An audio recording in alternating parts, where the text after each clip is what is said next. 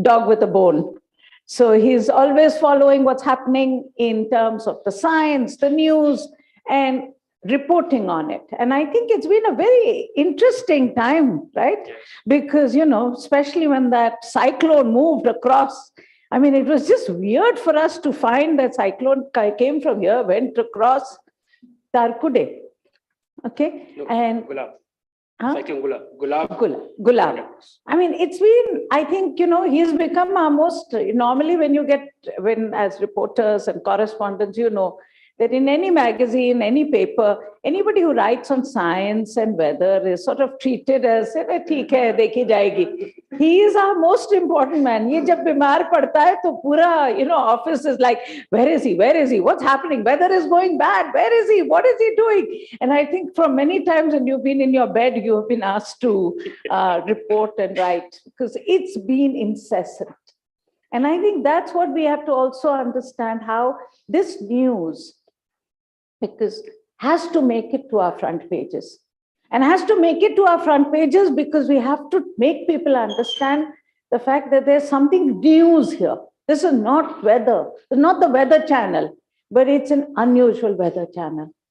So I think that's really what the purpose of this morning is. I will leave it to Akshat to take over from me and then conduct this entire thing. Akshat, you have to close on time. Yeah. Okay. And good question answers. Yeah. So good morning, everyone. As ma'am has already introduced me, there's no need for that as such. So welcome to the session Coded on Climate. Hi. Am I audible now? Yeah. So welcome to the session Coded on Climate, what science is telling us. As you have already know, we have a very good panel of experts to tell us what is exactly happening with our weather. And so I'll begin with giving you a brief overview of what 2021 was like for India and the world in general. And so the IPCC report has been very unequivocal in telling us that the weather extremes are going to become even more extreme. The extreme weather is going to become more common in the future, and the Earth is heating up. In 2021, the carbon dioxide levels were the highest in 3 million years. And carbon dioxide is a very long-living greenhouse gas. It is the major component of the greenhouse gas emissions. And it's very difficult to get rid of carbon dioxide from our atmosphere. People have been trying a lot of stuff, but most of that stuff does not work, or is going to be, in fact, could have negative impacts, which the IPCC report also pointed out. In August last year, we found out that the Earth is already hotter than pre-industrial times by 1.09 degrees Celsius, and 2021 was the seventh warmest, one of the 7 warmest years on record. 2020 before that was one of the, I think, the warmest year on record. And 2020, both 2020 and 21 were also years when there were 2 La Nina events in the equatorial Pacific Ocean. And La Nina events are known to basically cool down global temperatures.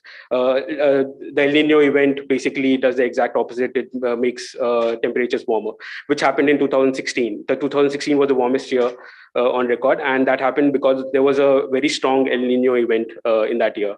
But 2021, there were 2 La Nina events, one at the beginning of the year, and then towards the end of the year, the second event began in mid-October. Despite that, it was one of the 7 warmest years on record. So, like ma'am was telling us that usually when we report about extreme weather events, we say that every event, mostly we say that every event that is happening is because of climate change, which is not true. Basically, you can say that the probability of those events happening is increasing, but we can't say that every event is going to happen only because of climate change. And what we can say is that the extreme weather events are changing in character. For instance, cyclones are changing in character. There is enough evidence now of rapid intensification of cyclones. There is enough evidence of cyclones and hurricanes carrying more rainfall with them. There is enough evidence of them becoming more intense. So all these evidences are already there. I think Dr. Roxy will be a better person to speak about that as well. Then there are extreme rainfall events which induce flash floods, landslides, etc., which we have been seeing all throughout 2021 and years before that. Then there are dust, hail, and thunderstorms with lightning. Lightning is one of the extreme weather events which is underreported, even though the most number of deaths, not only in India, all around the world, happen due to lightning strikes. And then there's the disruption of the monsoon. I'll be talking about it in a bit more detail later. This 2021 monsoon was really, really erratic. Then there are cold waves and cold days, which we saw in the last 2 months. There were a significant number of cold days and cold waves going on.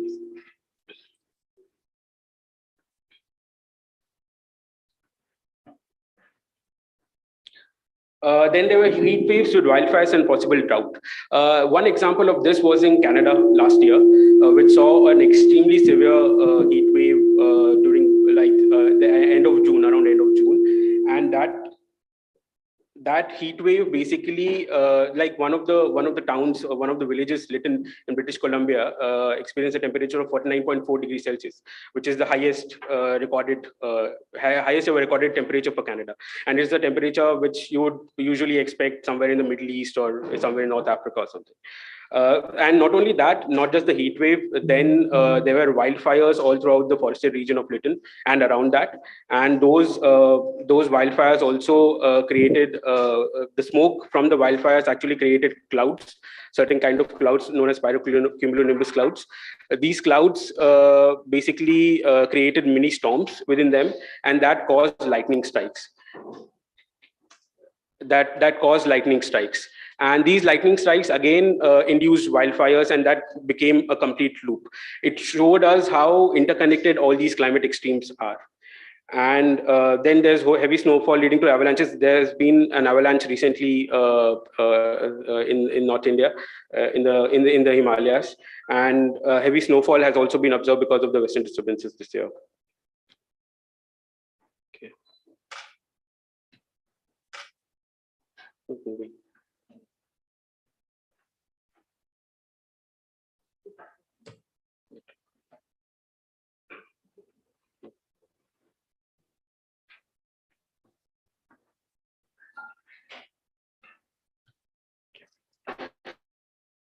Is ranked third among 188 countries experiencing disasters. As you can see, China and US is the top, and China is second, and India is third. And mostly, you can see that North America and Asia are experience more disasters than Africa and South America in general. And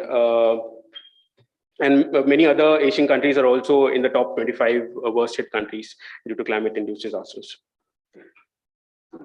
In India, there were a list of extreme weather events last year. It began with a very weird rainfall event that happened in South India in Tamil Nadu. There were 18 days, 17 or 18 days of continuous rainfall in Tamil Nadu. And that was, in fact, a team at Cochin Institute of Technology had just come up with a paper linking that event, that extreme rainfall event, to a stratospheric warming event warming event in the stratosphere over the Arctic region. And this was a weird connection that they had found, and actually it happened last year in January. And so what happens during a stratospheric warming event is the stratosphere warms up by more than 50 degrees Celsius all of a sudden. And due to that, there is a string of events, cascading events that happen in the troposphere and the lower layers of the atmosphere, and that induce a lot of extreme weather. And down till the lower latitudes, even till South India. Then there were a string of cloudbursts in Uttarakhand in February, March, and May. Dr. Dimri would be a very good expert to basically elaborate on what exactly happened during these cloudbursts, because most of them happened because of western disturbances and interaction of western disturbances with winds flowing from the south. Then there was erratic monsoon, as I've said before. The monsoon began really well. It was right about on time, around June 3rd, it set in. And it also was, just before that, there was a Cyclone Yas, and it basically pushed the cyclone upwards. And a lot of the northern states received rainfall very soon. In fact, Bihar ended up with 105% excess rainfall in the first month. And it had a lot of, it also suffered from floods due to that rainfall.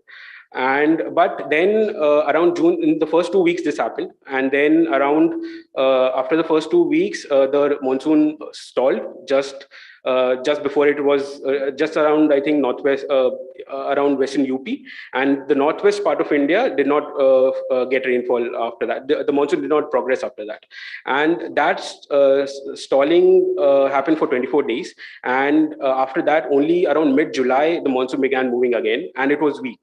Even after it started moving again, it was weak. And then in August, it basically, there was very less rainfall. It was one of the driest August months that we have seen. Then after August happened, the main reason for the less rainfall was a very strong negative Indian Ocean dipole event.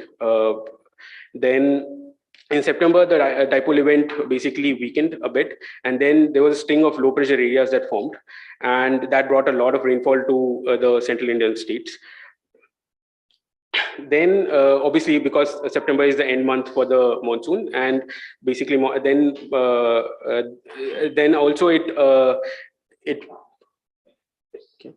then also there was a delay in the withdrawal of the monsoon, and towards the end of the monsoon, the rainfall again decreased a bit.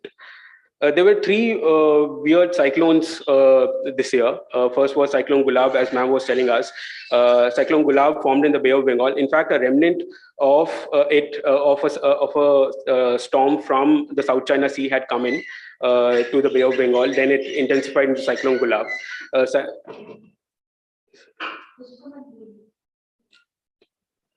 Cyclone Gulab, it intensified into Cyclone Gulab, and then it hit the Andhra coast. Then it moved across the entire Indian subcontinent, and it again re-intensified into Cyclone Shaheen. And this was a very rare event, something that happened first time in 4 decades, according to Dr. Kaul. And usually what happens is, after a cyclone hits land, it decreases in intensity immediately, and it decreases, de-intensifies into a depression, then into a low pressure area, and then eventually it fizzles out. But in the case of Gulab, that little remnant actually traveled all the way across India, and then again re-intensified, which was very weird. And then Cyclone Taute, I'll talk about in a bit more detail. And I'll also talk about excess post-monsoon rains, especially in South India, which also happened due to low pressure areas and interaction of low pressure areas with other weather systems. This is a map of all the extreme weather deaths that happened this year. And you can see that the most number of deaths happened due to lightning strikes, which is not reported a lot. And followed by floods, heavy rains and landslides, then cyclones and other events like cold waves and dust storms. You can see that central Indian states are more the number of deaths are more, Odisha, Maharashtra, and Madhya Pradesh, and obviously the northern states of Bihar, UP, and Uttarakhand. So Cyclone Taute. So Cyclone Taute hit Gujarat in 2021. It was, I think, the first extremely severe cyclone to come very close to the coast of Mumbai, and it was also one of the rare cyclones that made landfall in Gujarat. Especially in May, which is a weird month for cyclone to make landfall there. Then it also underwent rapid intensification. It went from a depression to a severe cyclone in a couple of days, which is again rare for the Arabian Sea. Usually cyclones don't form in the Arabian Sea, and they don't get intensified as much. Cyclones also lose energy, I was telling you, after hitting land because of friction and because there's not enough moisture coming in from the ocean. That is why. But in the case of Cyclone Taute, the de-intensification did not happen as expected. In fact, it remained a cyclone for 16 to 18 hours after hitting land.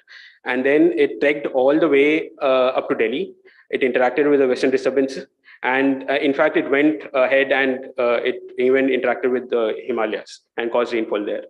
So in Delhi, there was unusual rainfall at that time in May, which is the peak of summer, and the temperatures had got down by around 16 degrees Celsius on the day that the rainfall happened. So all this traveling and all this is basically because of moisture available on land. If moisture was not available on land, it would be very difficult for a system like this, either Gulab or Toti, to travel. And moisture is one thing that is happening because of global warming, and increase of moisture is happening because of that. And that is why the likelihood of something like this happening is very less without climate change and global warming. And such instances obviously might happen more frequently as we go ahead with our warming scenario. So unusual weather, this excess South India rainfall, this began, so basically South India was receiving rainfall, excess rainfall even in September. But then from October onwards, when in fact the rainfall should have decreased because the southwest monsoon was in the withdrawal phase, the northeast monsoon had not yet set in. But the rainfall kept happening, and this was basically because of low pressure areas forming both in the Bay of Bengal and in the Arabian Sea. And then also continuous western disturbances coming in from the northwest. And there were 3 low pressure areas in the month of October, and there were 5 low pressure areas in the month of November. Out of these, 5 intensified into depressions, 2 into deep depressions, and 1 of them into a cyclone, Cyclone Jawad, in December. But within October and November, there was no cyclone, which is rare. There was Cyclone Shaheen at the beginning of October, but that was basically because of a remnant of Gulab. And there was no new formation of a cyclone, intensification of a low pressure area into cyclone in those 2 months, which was a rare event. Because usually cyclones are known to happen in October and November. These are 2 cyclone months for India. Then another weird thing that happened during this entire period of 2 months was there were 3 weather systems affecting India at the same time, simultaneously. There was a low pressure area in the Bay of Bengal, there was a low pressure area in the Arabian Sea, and then there was a western disturbance up north. And there was also interaction between the systems. For example, around mid-October, there were floods in Uttarakhand. And those floods had happened because a low pressure area from the Bay of Bengal had trekked all the way up till Uttarakhand and interacted with the western disturbance, and then that floods happened. Similarly, there were also interaction between the 2 systems that were forming. There were 3 times there were simultaneous low pressure areas in the Bay of Bengal and Arabian Sea, and there was interaction between the 2 systems. That also caused a lot of rainfall. In fact, these 2 districts, Coimbatore and Pathanamthitta, they experienced large excess rainfall, which is more than 60% excess rainfall for 10 weeks on the dot. And there were a couple of more districts, Dakshin Kannada and Mysore, I think, which had at least excess rainfall, more than 20% for 10 weeks, which is like pretty rare. So Tamil Nadu, Chennai also saw floods because of, again, a low pressure area in the Bay of Bengal. Now we'll come to the Arctic region, some global weather phenomena. Arctic region is generally known as can be called the climate capital of the world, because a lot of weather in the tropical regions, in the tropical, subtropical regions, is basically affected by what is happening in the Arctic region. And the Arctic region is warming really, really quickly. Earlier estimates have said that it is warming at more than twice the rate. Some estimates have said that it is warming at thrice the rate. And there's this new estimate that has come out recently in December itself at a meeting of the Geographical Union, AGU. They say that it is actually warming at 4 times the rate as the rest of the world. So obviously it has not been corroborated by other teams and everyone, but they have found evidence that it is actually happening at 4 times the rate as the rest of the world. There were also weird events in the Arctic region this year. There was obviously the ice melt that happened, but there were also a couple of other events that happened. The first one was there was rainfall that was observed at the summit station in Greenland in August 2021, which was the first time ever that this station, which is at the peak of, I think, some 3,500 meters above sea level in Greenland, the rainfall has never been observed there. And there was an extended period of heating. The temperature, there was an extended period of 3 or 4 days of temperature rise, local temperature rise in that region. And that is why the rainfall happened. Usually there's just snowfall in that region. There are also 3 back-to-back storms in mid-July, which is a rare event for the Arctic. Storms and convection usually can't form in the Arctic because for convection you need heat, you need moisture, all of that things have to happen. Only then convection can happen and storms can happen. But there were 3 back-to-back storms in July. Lightning. These storms were also accompanied by lightning. In fact, in the last decade, the lightning in the Arctic has increased by 8 times. Which there should not be any lightning in the Arctic. There's no convection there, but these weird things are happening in the region. And Arctic region, the warming of the Arctic region is very important for the rest of the world. The polar vortex above the Arctic is basically it is a band of fast-flowing winds, basically, which keeps the cold air of the Arctic intact. And when due to global warming of the Arctic, basically this polar vortex is becoming more wavy, and this waviness of the polar vortex interacts with warm air from the tropics, and that basically causes the extreme weather events. So that is my brief overview. I'll ask, is Dr. Mot? Is he? Okay. Yeah. So I'd request Dr. Mrityunjay Mohapatra, who is the Director General of IMD, to give his presentation. He'll be speaking about the State of Climate Report 2021 for India.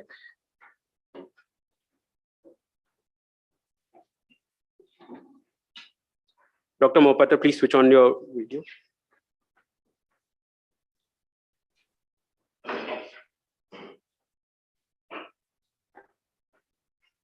Good morning, Dr. Mohapatra. Yeah, good morning. Good morning, Sundar Madam, and all distinguished delegates for this particular workshop. I express my gratitude for inviting me to participate in this event.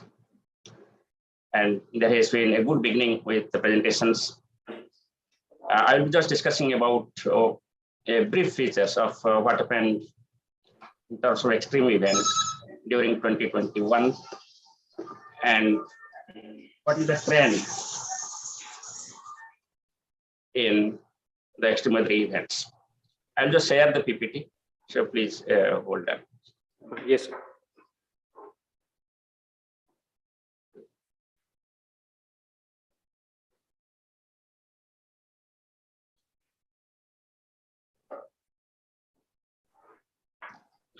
My screen is visible? Yes, sir. Yeah. You can continue. Is it moving? Yes, sir. Yes, sir. It's moving. Okay. So while we discuss about the state of climate in the country, at first it comes to our mind about the rainfall, as we experience quite a good amount of rainfall in the country because of the southeast monsoon. And further, South Peninsula also experienced good monsoon rainfall activity during the northeast monsoon period of December. Now, here we have shown here the annual rainfall distribution, the first left-hand side diagram, and you can find that this year the annual rainfall activity was about 105% of its long period average based on data of 1961 to 2010. And it was almost normal to access rainfall over entire country except the northeastern states and Jammu and Kashmir, Ladakh, and Himachal Pradesh. Now, when you come to winter, you can find that winter was not so good in 2021, and we have the excess rainfall in the southern peninsula especially, but except that, we have got deficient to scanty rainfall activity for the entire part of the country. Now, going to pre-monsoon, it was again a good activity. On almost the entire country had good rainfall activity except the northeastern states. During monsoon season, the similar situation, except northeastern state and some parts of northwest India, we have got access to normal monsoon rainfall. And in the post-monsoon season, as the previous speaker was discussing, there was good rainfall activity over the South Peninsula, but northeast India continued to get deficient rainfall activity. So, in summary, I can tell you that 2021 experienced quite a good amount of rainfall activity over the country, and it was distributed spatially uniformly, and also temporally it was uniformly distributed, starting with pre-monsoon season till the post-monsoon season, except northeastern states and a few pockets of northwest India, likely Jammu and Kashmir, Ladakh area. If you just look at its impact in terms of the standardized precipitation index, which is an index to find out the drought conditions in the country or the moist conditions in the country, you will find that most parts of the country was moist, as it's represented in terms of the districts. Most of the districts in northeastern states were deficient rain conditions. So extremely dry to severely dry conditions observed over northeastern states, some in West Bengal and Sikkim, and some parts in northeastern India and central India.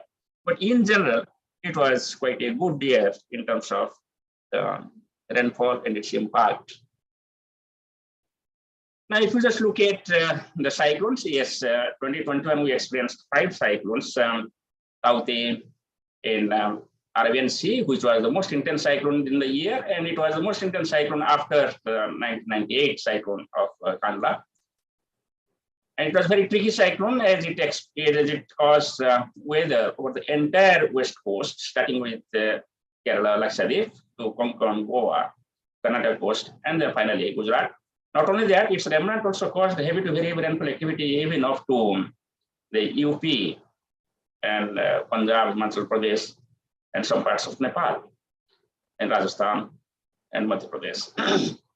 So then we had the cyclone Yas. Yas again, it has its own characteristics. It moved and crossed south of Balasore, and it was a very severe cyclone storm. But its impact was more in terms of the rainfall and the storm surge, the tidal wave. As that area experiences high tidal waves, and it caused a huge loss of property in that state. But number of lives were limited in both cases. Then it was Sahin. Sahin was again a severe cyclone storm. It crossed Oman coast just west of Muscat. And then we have got the Gulab. Gulab was a remnant of a cyclone coming from the South China Sea, and it had a long path. It crossed near Kalingapatnam, and then its remnant emerged, and that became the system Sahin in the Arabian Sea.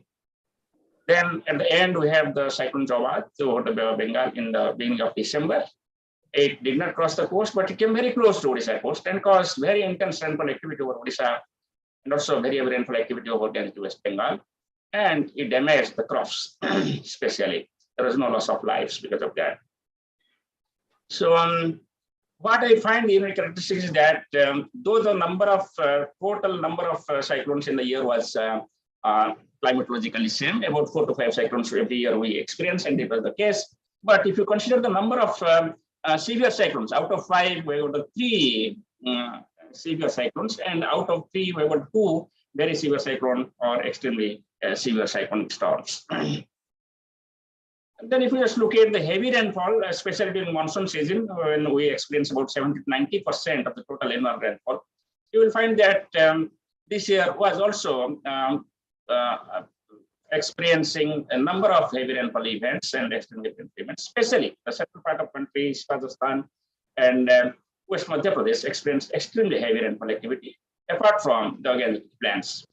So if I compare these events with the previous years like 17, 18, 19, 20, and 21, you will find that in this year we have got about 273 events which was more than 20 centimeter or more. That is the extremely heavy rainfall events. So, but it is not the highest, but it was a normal type of event, because you can find out that there are 554 events in 2019 when rainfall was more than 20 centimeters. Now, the extreme heavy rainfall events are shown specifically on the right-hand side diagram. You can see that the extremely heavy rainfall events impacted especially the Konkan coast and the northern part of Karnataka coast. All of us, we remember that there were landslides and loss of lives also. And there were extreme heavy rainfall events over Odisha and adjoining areas of West Bengal and Andhra Pradesh and Telangana. It is mainly because of the low pressure systems. Then I was studying the extreme heavy rainfall events for South Rajasthan, Southeast Rajasthan, and North Madhya Pradesh. That was the one of the event, because the low pressure system persisted there for about 20 days and leading to all these heavy rainfall events. So otherwise, there were the scattered distribution of heavy rainfall events. But unlike the normal feature, Northeast states did not experience much extreme heavy rainfall event this year. Now, if I consider the mean temperature in 2021, yes, annual mean land surface area temperature average over the country was 0.44 degrees Celsius, above the long period average of 1981 to 2010 period. So year 2021, therefore, was the fifth warmest year since the nationwide records commenced in 1901. However, this is lower than the highest warming observed over India in 2016. In 2016, it was 0.71 degrees Celsius above the normal temperature, but this year it was 0.44. So if we consider different seasons which contributed more or less, we will find that winter and post-monsoon season for all India mean surface temperature was 0.78 degrees Celsius and 0.42 degrees Celsius respectively. So these two seasons specifically contributed towards the higher temperature for the year as a whole. But otherwise also, it was above normal in the pre-monsoon season and monsoon season with a value of plus 0.35 degrees Celsius and 0.34 degrees Celsius respectively. Now, if I look at the extreme weather events which affected in terms of loss of lives and properties, you can see that almost the entire country was experiencing the impact of the extreme weather, but especially the central part of the country. If you just look at starting with Odisha and West Bengal to the South Rajasthan and Gujarat, that area was affected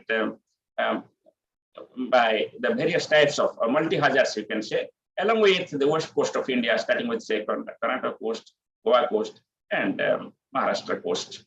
So if I tell what was the distribution of number of deaths and its percentage during 2021 because of the extreme weather, so we find that the floods, heavy rainfalls, and landslides contributed the maximum, that is 43%. The lightning and thunderstorm was the maximum, that is 48%, followed by the floods, heavy rainfall, and landslides by 43%. So, but there has been impact of the cyclone storms and the other events also. Now, if I look at the number of deaths vis-a-vis the different states, you will find that yes, there has been quite a good number of states who have experienced the death of people because of the severe weather events. It includes the maximum for Maharashtra, followed by Odisha and Madhya Pradesh in the state. Now, if you look at the number of districts which are affected, then of course Uttar Pradesh is a very big state, so therefore you can find out the total number of districts is quite high. But if you just look at them, and followed by Madhya Pradesh, but if you look at the actual number of districts which have been affected, it is the Madhya Pradesh. So Madhya Pradesh was most affected, so followed by Maharashtra and Uttar Pradesh. Of course, Bihar also got experienced because of the extreme weather events in terms of districts. Now, if I come to the trends in surface air temperatures, so what I find that this is the data from 1901 to 2021, you find that there is a rising trend, and especially in the recent years, since 1980s, you will find that there has been rapid rise in temperature. This is the mean temperature. That means again the average of both mean maximum temperature and minimum temperature over the entire country. Now, if I look at its distribution, how is and the trend of temperature for different parts of the country, you will find that the red or pink color indicates that rise, and blue color indicates that it is fall in trend, and white indicates that there is no such trend. So what you find that in most parts of the country, there is a rising trend of temperatures. And this is based on data of 1901 to 2021. Now, if I go through different seasons like winter season, pre-monsoon season, monsoon season, and post-monsoon season, you will find that there is rising temperature in all the seasons. You can find out rising temperature in winter, pre-monsoon, monsoon, and post-monsoon. But what we find actually that rising trend is more significant from the trend you can find in recent years. The rising trend is more significant in monsoon and post-monsoon season. That means temperature is rising more in monsoon and post-monsoon season. When temperature rises, the moisture building capacity of the atmosphere also increases, and hence vaporization. So therefore, the possibility of occurrence of heavy rainfall in the monsoon and post-monsoon season also increases.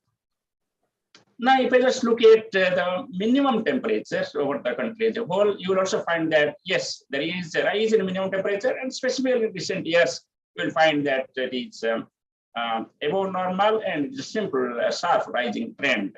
Since 1990s, you can find out, or 80s, you can find out the sharp rising trend. And the trend for the entire period, if you consider, it is 0.26 degrees Celsius for 100 years. Now, if I just look at the maximum temperature, you will also find that, yes, there is a rising trend in maximum temperature also, which matters for about heat wave, etc. So this maximum trend rise is more significant in recent years, and trend is 0.99 degrees Celsius for 100 years.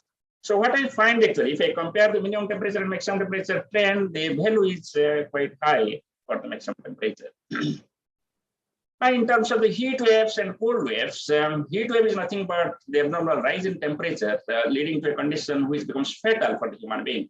Similar is the cold wave is a condition when temperature falls to a certain level so that it becomes fatal for the human beings. So if I look at the data for the recent years, say 1961 to 2021, what I find that there is a mixed trend, but over the country, over most parts of the country, you find, starting with South Peninsula up to northern parts, what you find, there is a rising trend in the frequency of heat waves during the period 1961 to 2021, except a few pockets, like say foothills of the Himalayas and some pockets in central part of the country. Otherwise, most areas we have got significant, most areas we have got the rising trend. And the solid arrow of what that is in red colors, it indicates the significant rising trend at 95% level of confidence. That also indicates that is more significant rising trend is found in the West Central India, including Punjab, Haryana, Rajasthan, Gujarat, and Madhya Pradesh and Maharashtra, and some parts of Eastern India like Jharkhand, Odisha, and against West Bengal and UP. But in general, what it suggests that the area which experiences heat wave is experiencing a rising trend in the frequency of heat wave.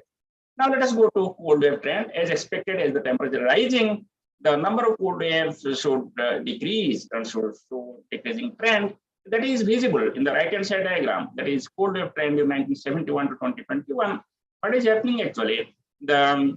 The area where we experience cold waves, especially Northwest India, there it is showing the falling trend in the frequency of and in the integrating trends also. But there is a rising trend in cold wave. You can find out in the area where usually we do not get cold wave conditions, like for Northern Peninsula in Telangana area, Odisha, and Chhattisgarh. There, what you find actually, there is a consistent rising trend in frequency of cold wave. So therefore, even though there is a rising trend in temperature, both maximum and minimum temperature, we cannot rule out that there will not be cold wave.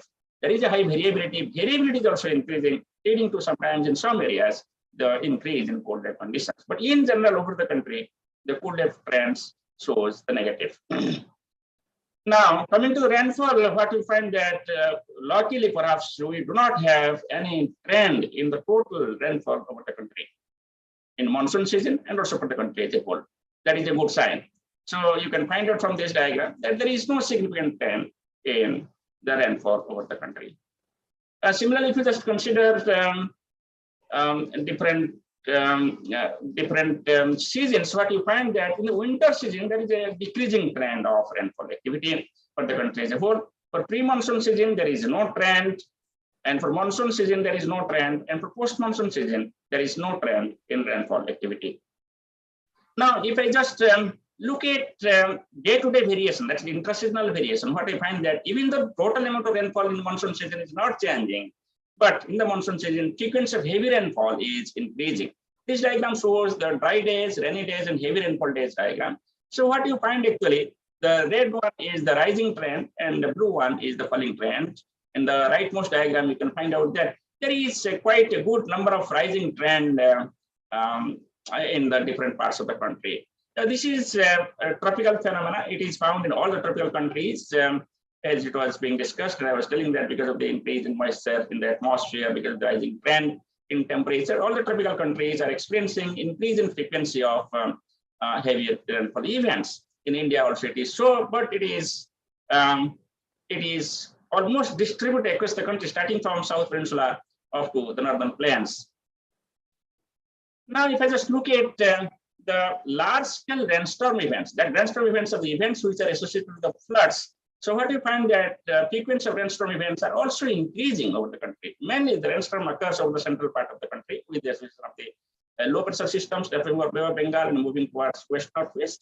And that number is increasing. That means we can experience more flood type situations because of this.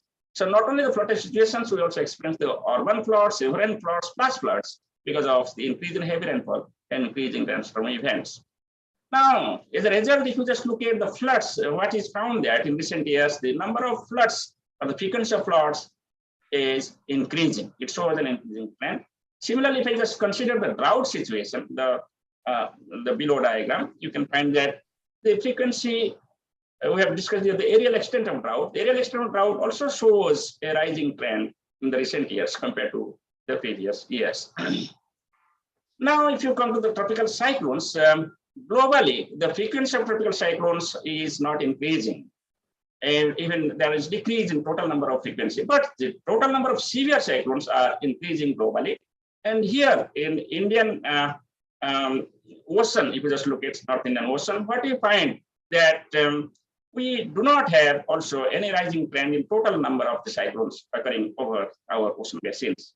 But increase in frequency of extremely severe cyclonic storms is found over the Arabian Sea. Bay of Bengal does not show any increasing trend. There is no trend. But over the Arabian Sea, there is an increase in frequency of extremely severe cyclone storms. That is the cyclones with wind speed of 90 knots or more. That is increasing over the Arabian Sea. And while discussing what is the confidence that it is because of the climate change, the expert group constituted by WMO, where I am a member, we found that there is a low confidence to attribute towards the increase in frequency of intense cyclones over Arabian Sea to the global warming.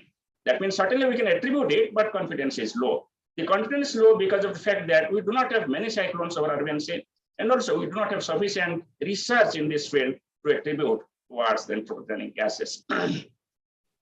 Similarly, if you just consider different seasons like pre-monsoon season, post-monsoon season, and annual behavior over the Bay of Bengal, Arabian Sea, and North Indian Ocean as a whole, the thing is that it is showing that the frequency of formation of cyclones are not showing any increasing trend over the Bay of Bengal. In Arabian Sea, there is no trend, but frequency of extremely severe cyclone storm shows the rising trend over the Arabian Sea and no trend over the Bay of Bengal. Similar is the case over the Bay of Bengal here. And this is the Arabian Sea case. You can just find out how the extremely severe cyclone storms are increasing, even the total number does not show an increase. But if I compare again pre-monsoon season, post-monsoon season, and both the seasons we have got rising trend, but of the extreme severe cyclone storm, but pre-monsoon season it shows more significant. Now, if I just look at the landfalling cyclones, yes, landfalling cyclones category 1, 2, and category 3, 4, 5, as per the National Hurricane Center criteria of USA. And the bottom diagram is the frequency landfalling cyclones of the cyclone storms, severe cyclone storms, etc. So what we find actually, the frequency of landfalling cyclones, say 3, 4, 5 category has increased significantly globally. The frequency of landfalling cyclones of category 1, 2 has decreased globally. As I was telling in the beginning, the low intensity cyclones are not showing any significant rising. Over the North Indian Ocean, if I just look at landfalling cyclones, it has decreased significantly over North Indian Ocean. But if I compare the Bay of Bengal and Arabian Sea separately, certainly there is the frequency of landfalling cyclones over Bay of Bengal has decreased in recent years, and over Arabian Sea it has increased, mainly over the Iran, Arabia, and Africa region. That means westward moving cyclones frequency has increased. There is no significant trend over the west coast of India. Now, if I just look at the genesis of cyclones, over the globe, it is found that there is a poleward or eastward expansion of the TC occurrence over North Pacific region, resulting in a greater TC occurrence in the central North Pacific, low to medium confidence. Over the Bay of Bengal, if I just look at what I find that there is a sharp decrease in the frequency of formation of cyclone disturbances over the southern part of Bay of Bengal, that is 5 degree to 10 degree and 80 to 92.5 degree east during the recent years compared to previous years. So the study also supports the universal study that there is a shift perhaps in the genesis area towards little north. So there is a significant decrease in number of cyclone disturbances developing over this area. There is a decrease in 27 numbers. Now, if I just look at what is the latitude where the maximum intensity of cyclone is occurring, because it is very important parameter, because where it is occurring and how far it is from the coast, that matters in terms of the impact over the coastal areas. So what is found that over the globe, the latitude of maximum cyclone intensity is increasing. That means there is a polar shift, and this shift is 0.19 degrees Celsius per decade. But over North Indian Ocean, if I just consider, it shows that there is a slight decreasing trend. That means equatorial shift. That means, and shift is about 0.06 degrees Celsius per year. But this trend is not significant, unlike the global trend. But however, there is no northward trend of shifting of the lifetime maximum intensity of the cyclones. It is shifting southward, unlike the other ocean basins. It confirms with the other studies also in the globe. Now, if I look at the TC propagation speed, and by what speed cyclone is moving, because it is very important. If cyclone moves slowly near the coast, then it will have more devastating impact. So what we find actually, over the globe, there is a decreasing trend in global TC translational speed. That means cyclones are moving slowly now, and hence it will have more impact when it causes the landfall. So in Indian Ocean also, what we find actually, over the Bay of Bengal, there is a decreasing trend in the speed. That means the cyclone crossing the coast in the Bay of Bengal will be moving slowly. But in the Arabian Sea, there is no such trend. So therefore, since we experience more cyclones of Bay of Bengal, even though there is no increase in frequency and intensity of the Bay of Bengal cyclones, but the decrease in translational speed, decrease in its movement speed towards the coast is indicating that it can have, with the same intensity, it can have the more damaging impact over the coast. Now, if I just look at the total number of days of the cyclone, that is life period, total life period over the different ocean basins, but I find that there is an increasing trend over North Indian Ocean, and that is basically because of the Arabian Sea cyclones. The total life period of the Arabian Sea cyclone disturbances are increasing, but over the Bay of Bengal, there is no significant trend. If I just look at its impact in terms of the loss due to cyclone is measured by the power dissipation index, and PDI, if I calculate for different ocean basins, what I find that there is an increasing trend in loss due to the cyclones over the Arabian Sea, and there is no trend over the Bay of Bengal in recent years. Similarly, if I just look at the accumulated cyclone energy, the damage potential, that means of the cyclones, that also indicates that there is an increasing trend over Arabian Sea, but there is no trend over the Bay of Bengal. Now, if I just consider the track length, what is the length of the travel of the cyclone over the Bay of Bengal, Arabian Sea, North Indian Ocean? Here also it indicates that there is an increasing trend over the Bay of Bengal, and there is no trend over the Arabian Sea. But length of the track is increasing over the Bay of Bengal.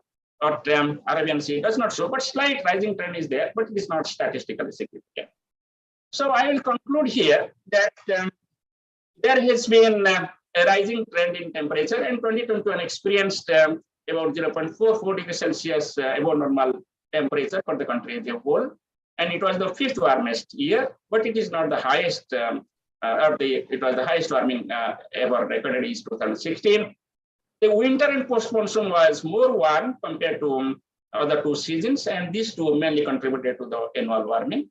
Then all India mean temperature during pre-monsoon, of course, and it was higher. It was 0.35, and monsoon it was 0.34 degrees Celsius above normal. The country experienced good rainfall activity in pre-monsoon, monsoon, and post-monsoon season, and the annual rainfall was 105% of long-period average, and monsoon rainfall was 99%. But winter was deficient.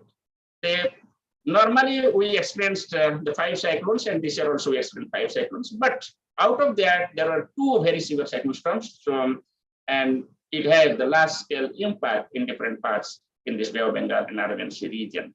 We also experienced various types of extreme weather events, especially heavy rainfall and floods, landslides, lightning, and thunderstorms, which led to the huge loss of lives and properties. There is a detectable trend in increase in frequency and intensity of extreme weather events like heavy rainfall, heat wave, and intense cyclones for Arabian Sea in recent years, which could be attributed to the climate change. So thank you very much. If you have any questions, I am happy to. Thank you, Dr. Mohapatra. Sir, would you be able to take a couple of questions? Yes, I can take questions. Yeah, ma'am. Please introduce yourself and yeah.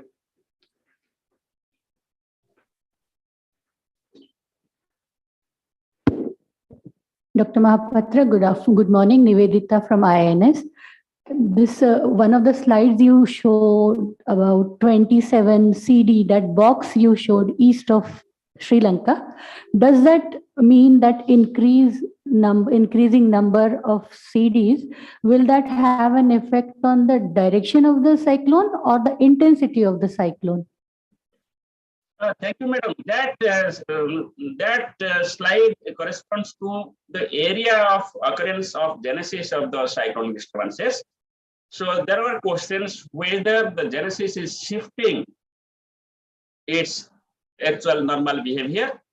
We compared that the genesis which takes place over the southern parts of Bay of Bengal, that is decreasing, and genesis which are occurring in northern parts, that is increasing. So therefore, if I, in a layman language, if I say when the genesis is decreasing over southern parts, the vulnerability towards Tamil Nadu, towards Sri Lanka decreases. At the same time, the vulnerability due to the cyclone disturbances increases towards Andhra Pradesh, Odisha, West Bengal, Bangladesh, and Myanmar. Dr. Mohapatra, this is Sudha from the Times of India, Cochin. So the last slide in your conclusion, you had mentioned that the Arabian Sea, there are a lot of extreme rainfall events which could be attributed to climate change. My question is very specific. Are we talking about increasing the local level forecast? Because in these erratic rainfall, and you don't have much time. 24 hours is too long a period for issuing a kind of risk management strategy or any kind of for the local administration level. That's one. And second thing is these fishermen communities in most of these, they have been actually seeking a more specified forecast. Like if you for the entire West Coast, if you give a warning that don't go to sea, it makes for a low fisherman who probably goes in only at 12 nautical miles and he gets back in half a day or maybe a single day trawling fisherman. So that is another question which I have. Thank you. Yeah, thank you, madam. Actually, let me clarify that my conclusion is that the extremely severe cyclones, and cyclones with wind speed of 90 nautical miles per hour or 165 kilometers per hour is increasing over the Arabian Sea. The frequency of heavy rainfall events are increasing over the country. As you told correctly, as the frequency is increasing, we have to take measures so that we can provide more accurate forecast, more specific forecast at the location level. So for that purpose, what we are doing actually, we are taking a lot of steps. I'll just tell here 3-4 steps. One step is that we have to increase the detection of the heavy rainfall events. The detection of heavy rainfall events can be possible only if you have the more dense observational network in terms of AWS-ARG and in terms of Doppler weather radar and satellite observations. So at present, we have about 33 Doppler weather radars in the country. It is covering most parts of the country. And we have got quite a good number of AWS and ARG. And we are also further increasing the number in association with the various states and other agencies who have got the network and our own network. You will be happy to know that about 5,000 rain gauge stations are monitored daily to find out the rainfall distribution. The automated weather stations provides rainfall for every 15 minutes and every hour monitoring is also possible with that. So apart from that, this is one of the things that we have done and we are doing further. The next thing what we are doing that we should have also the modeling at the mesoscale level so that the heavy rainfall in a very location specific level can be predicted. For this purpose, you'll be happy to know that we have introduced the regional specific models apart from global models being higher resolution of 12 kilometers, we have got the regional model resolution of 3 kilometers. And recently, last year, we have introduced a model called as high resolution rapid refresh model, which includes the radar data in its modeling system and provides forecast every hour for next 12 hours for very short range forecast. And it can provide very location specific with a resolution of 2 kilometers. And the plan is that we'll make it 1 kilometer also for the entire country. The model is being done. And this is the additional guidance to already existing to provide the location specific forecast. The third thing what we have done actually, simple early warning will not help at present. So therefore, since August 1999, we have introduced the impact-based forecast and risk-based warning. That is being issued at present at the district level.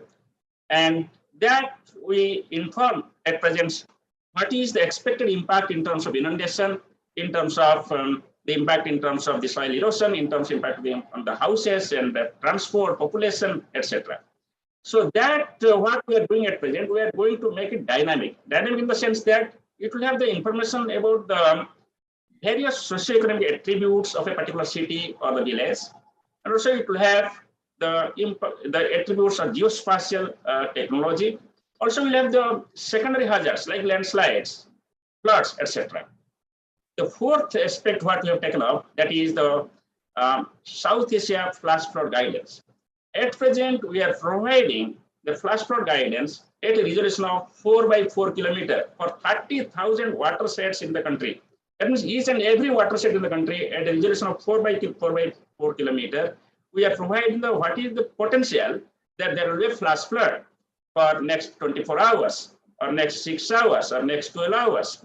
And that is also available in GIS format so that people can utilize. We have gone a big way to utilize the GIS for providing all our impact-based forecast and risk-based warning. The last one is that we have introduced the urban flood warning. Urban flood warning is being provided at present dynamically for Bombay and Chennai.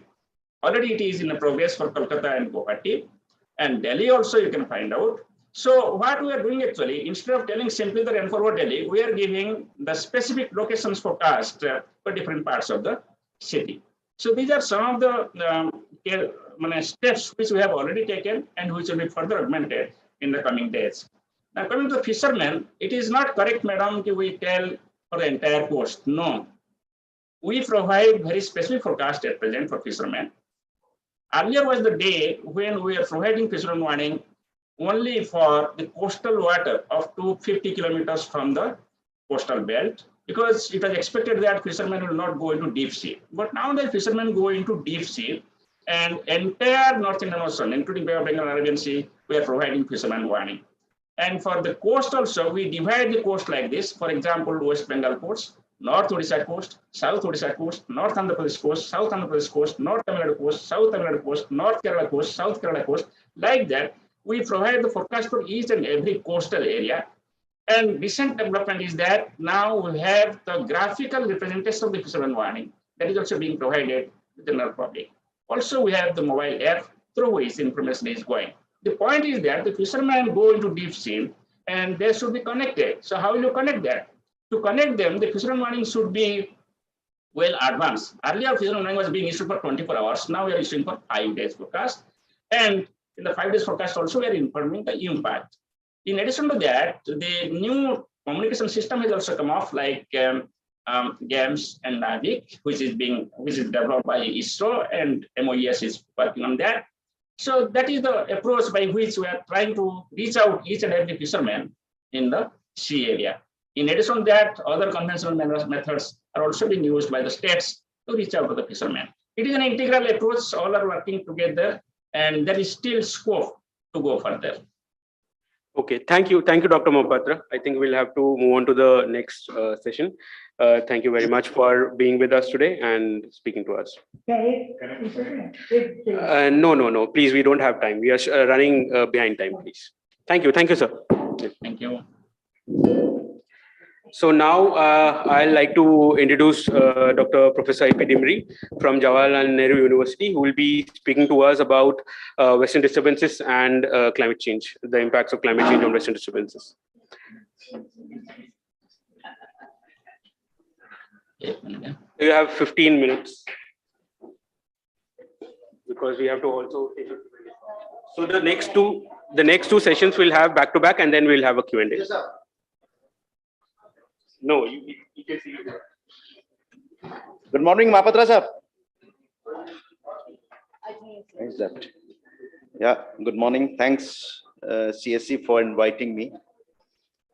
And I'm AP Dimri. I am a professor in the School of Environmental Sciences, Jawaharlal Nehru University.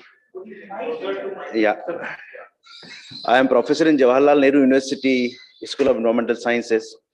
JNU does some research also. Last 3-4 years, it's not working. I'm louder like that. Yeah. So it's not working. Is it okay? Can you hear me? Yeah. So JNU does some research also. Last 2, 3, 4 years, it's media people cover it for different reasons, not for its research, awards, science papers, accolades, right? So the point is, I will connect with the falsafa of life. All of us know that we are going to die one day. I tell my students, but till the time we are alive, we try to pick the best thing possible for individuals, not collectively. My good may not be good of yours, your good may not be good of me. So that's the non-linear things we are working in life, as well as the climate, of course, became more non-linear till it was climate change, then it will get climate extremes, then it moved to the climate damages. And in Nordic Center, I heard the climate divorce, and Nordic countries, and in Kerala, I was there was a climate corruption also. So the point is that how you interpret all these things, and then in changing context of Western disturbances, how the climate forcings has been impacting various synoptic to local to global and all these extremes in the context. Let me begin. It's not a very new thing to happen like that. If you look at the Indian subcontinent, it was a flat land, and 55 million years ago, when Indian land started coming northward, floating on the viscous fluid, and then it hit the Eurasian plate, and that was when these two plates twined. If anybody of you have moved to the Indus, Arabian Indus River, and you move towards the Manali, you will see the suture zone, where you can see distinctly the Eurasian plate and the Indian plate, and in between there is a river, Indus River is flowing. So you can distinctly see how the geology is varying, right? And that's where the mountain started coming. And when it hit the Eurasian plate, it was not that simple. It tilted, and that's why you have an eastern coast slightly lower than the western coast as far as the elevation is concerned, and simultaneously in that plate slightly shifted also. And the thrust was propagated backward where we are sitting now. That's Aravalli, right? Not the Deccan. Deccan is magma plume. So Deccan has not come because of the tectonic. It came because of the plume which suddenly popped out of the continent. And then Deccan plate has a different geology. So when it happened like that, right? And it's not any climatologist. It's a famous historian, Bassam, told in 1948 that India would have been just more than a desert if there would not be any Himalayas, right? So it means monsoon came when this north propagating, something important coming. Just hold on. Yeah. So when the propagation of wind coming northward, this Himalaya, which is coming upward, I'll not go in geology. We have the monsoon stopped 15 million years ago. Monsoon started coming in the recent 2 years back. It suggested that 22 million years ago, based on the micropaleontological research, they say monsoon started coming. And then when monsoon started coming, it was stopped by this Himalayas. And then when it stopped, the rain started propagating because of the forcings, which is coming from northward. It's not moving straight to China or that time China or whatever it is. So when you have this kind of situation geomorphologically, the weathering started. When monsoon rains started hitting the Himalaya, you have a sedimentation and physical weathering started coming, and that's what is the Shivalik mountain. Please be clear, if Shivalik is not the tectonic mountain, it's a sediment mountain which is eroded from the Himalayas. So you have foothill, it's the Himalaya, it's Shivalik, which is not a tectonic but a sediment mountain. I'm lucky that I have my student today to whom I taught. So it's more tough for me to speak that now she's no more a student, but she's judged now. Yo, sir is talking now, good or bad, right? So my benchmark is very, very different today, right? In the school, they are bounded to listen, right? So, but that doesn't happen in the free atmosphere of Himalaya. When the monsoon. This reminds me, because you all are talking of the future, climate change, we have a middle warm period, we have a dark haze, we have a younger dryas, Thames was frozen in the Little Ice Age, older dryas, and so on and so forth. We have a warming, middle warming periods. So accordingly, you see that these all distinctly happen globally and regionally also. In the context of that, if that kind of weather is happening, it has a local connections, it's a global connection, it's a synoptic level connection, and all these weathers are interacting with each other, and that's what's happening in Western disturbances. So now, if anybody has traveled in today morning, you might have seen the feeble Western disturbance was passing by, and we have a fog landing in the surface, and it has a very many manifestations on dynamical structure. So what do we understand by Western disturbances? Classically, it travels from west. If it travels from west, it has certain type of energetics available, right? If that is available, then large scale flow it is, which is bringing the Western disturbances. That's what I coined a Indian winter monsoon. I said it. So if some people don't agree with this term, they say no, there's nothing like monsoon.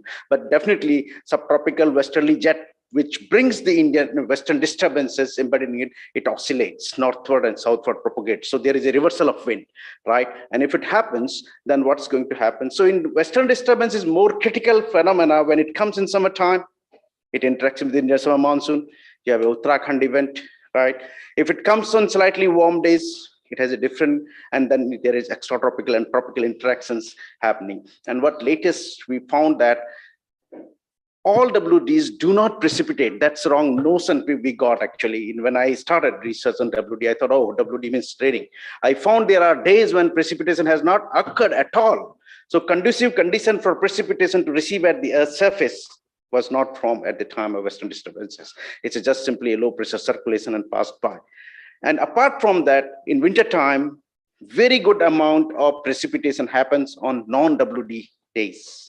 And that is not taken into account with the method, material, and understanding. These findings are coming when we did isotope analysis. We found that this precipitation is from Bay of Bengal, not from Caspian Sea, which is coming from west. So that's what became curious, that which is this precipitation is coming, and that's what we came to know, that almost 30% of winter precipitation is coming from Bay of Bengal side, because when there is non-WD, there is a kind of a higher pressure gets captured, and there is a confluence from the Bay of Bengal which brings moisture here. So this is again because of climate change. Maybe Roxy will tell about the SST warming. So if SST is warming, so your warming is the winter time also, which pushes the moisture to the northward, because northward, southward, there will be a interaction happening. So I'll not go into the warming of the Bay of Bengal or SST because they are all linked together. Anything will be linked together in that context of the energetics, right? So if that is the case, what we found again, that the orographic forcing where this subtropical westerly jet carrying the Western disturbance enters the northern Indian region, it interacts the cascading mountain ranges. If you have seen in the Himalaya, you have a Pir Panjal, then you have a Great Himalaya, Janskar, Ladakh, Karakoram. Right, when it comes, it hits the Pir Panjal plays with this WD, it tops it up, then it again sinks down, windward side of the Pir Panjal, hits the Great Himalaya, again it comes down. So this kind of cascading interaction is very beautiful when you look at the Himalayan region. Himalaya itself is a very beautiful massif, which controls many synoptic weather, not only in Indian subcontinent, but globally circulation. When it happens, the Himalaya interacts with all these circulation very, very beautifully. Just tell me when I have to be off, right? Okay. And, 2-3 minutes more. Okay, 2-3 minutes more, fine. So WD, what have we found that when it interacts in the recent time, WD, because of the SST, is warming, but not only SST, land is also warming, as we saw that there is a general notion that you have a warming of the temperature happening in all free atmosphere also. So this is lifting the atmospheric column, elongated the atmospheric column, and WD is extending much higher elevation. It is moving higher up in the free atmosphere, and that's why you have a Karakoram dump is happening. We call it Karakoram Anomaly. I don't agree with the anomaly term. I tell it's a process which is happening by virtue of the physical movement of the Western disturbances, which dumps the moisture over the Karakoram region of the glacier.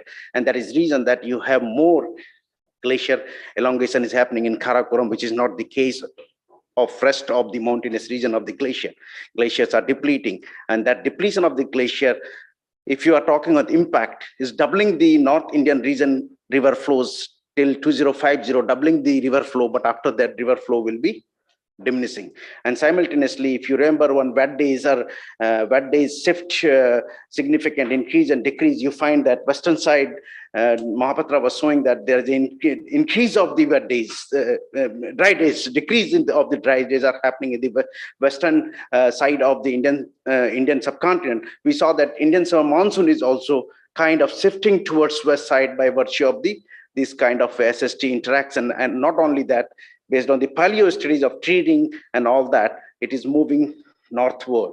So northward stations will get more amount of rainfall than the eastern side, and that could be one of the reasons that the Cherrapunji and Mosinram shift has taken place. I have not done the regional scale where your monsoon turns towards left and along the foothills of Himalayas. That is one of the reasons is happening like that. So where from this energy is influencing these synoptic weather system, local weather system, and then I'm coming to the cloud burst. Cloud burst is another complex system which is happening very intricately over the region. Cloud burst is a kind of from where this amount of moisture is coming, because there's a huge amount of water precipitating at a very short time over a very short region, right? It means that it has a very acute kind of dynamics to lift the moisture up in the free atmosphere. And we found that in case of particular cloud burst along the foothills of Himalayas, that the precipitation is going up to the 14-kilometer height. So it means that there is certain amount of mechanism is happening along with the orographic forcing, convection plus orography, both are getting locked. And that's giving rise to the cloud burst kind of phenomena up to the free atmosphere. Winter hailstone, we saw a few days back. We did analysis 3-4 years back. We have a winter hailstone, which is very unusual because winter hailstone, Professor Sunita Narayan was telling, winter hailstone is not a very common phenomenon in winter time because you don't have much temperature for convection to start. Why it's happening? If anybody, we have very short memory, unfortunately. If you see last 2-3 days, most of the one-day records are broken. One-day rain in March increased in last year. One-day temperature in February is increased in this. So many one-day records are broken in last 2 to 3 years, at least if we talk of the temperature and precipitation. Many one-day records in the winter time has a very good amount of precipitation in not the region, which is anomalously low otherwise. So one-day records are broken, and by virtue of this one-day record, if any of the day your temperature is increasing by say 2 to 3 degree or 4 degree centigrade, you will definitely find the convective activity pertaining to that season will happen. If there is a available moisture is happening, you have hailstones coming from that. And we have a distinct signature of these hailstones over the region coming. Then comes to the flood. Very often flood is taken very distinctly differently, like flood in Delhi and Gurgaon, particularly, who is from the Delhi and Gurgaon. It's not a conventional flood which we are talking. It's primarily failure of the civic system, which is going with the city, which is meant for 100 people. Now there are 1,000 or 10,000 people are coming. So now it's choking the out flood of the region. In Delhi, particularly, we found that there is a groundwater increase is happening certain region of where I live. So groundwater is getting up. It means that there is groundwater replenishment happening for the purpose over these regions. So it's not that climate is impacting everyone negatively, but of course it has an impact on a socioeconomic transgression, north-north, south-south transgression. So that's all I have to quickly say. I deliberately chose not to have a presentation because of my interaction for last couple of years, couple of time. So it's not a kind of a very organized scientific talk, and it's more to interact with the media.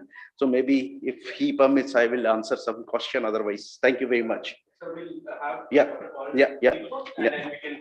Thank you. Thanks to all of you.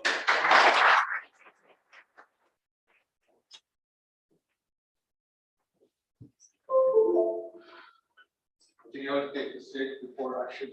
Yeah. I've got more minutes. Can I use this? Yeah, you can use that. Yeah, sure. How do you switch it on? Yeah, no?